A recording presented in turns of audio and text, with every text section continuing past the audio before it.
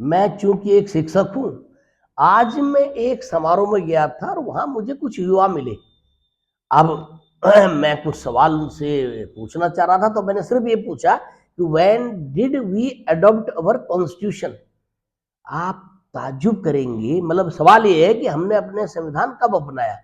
तो मुझे बड़ा ताज्जुब हुआ। ज्यादातर युवाओं ने बताया कि 26 जनवरी 1950, 26 जनवरी 1950। तो देन मुझे ये वीडियो बनाना पड़ा, क्योंकि क्वेश्चन एग्जामिनेशन में जो आता है वो ये आता है कि when did we adopt our constitution, और एक दूसरा क्वेश्चन आता है कि when our constitution came into force. तो हमारा संविधान जो है वो हमने 26 नवंबर 1949 को अपनाया। ये ध्यान रखना, अपनाना, एडॉप्ट करना।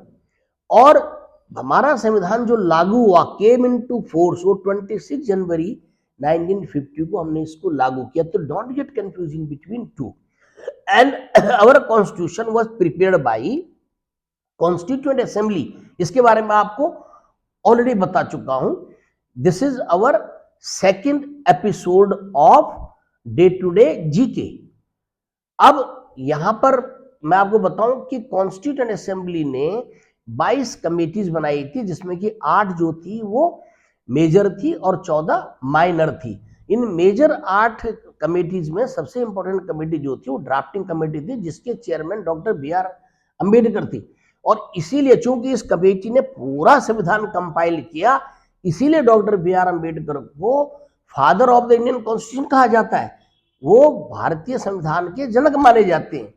जब हमारा संविधान बन के तैयार हुआ तो इसमें ओरिजिनली 395 आर्टिकल्स थे और 8 शेड्यूल्स थे, और इसको बनाने में 2 years 11 months और 18 days लगे।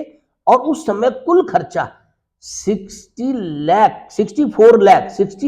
लाख रुपीज का आया था। तो ये मेन इंफॉर्मेशन हमारे जब फॉर्मेशन ऑफ इंडियन कॉन्स्टिट्यूशन के बारे में मैंने आपको बताई।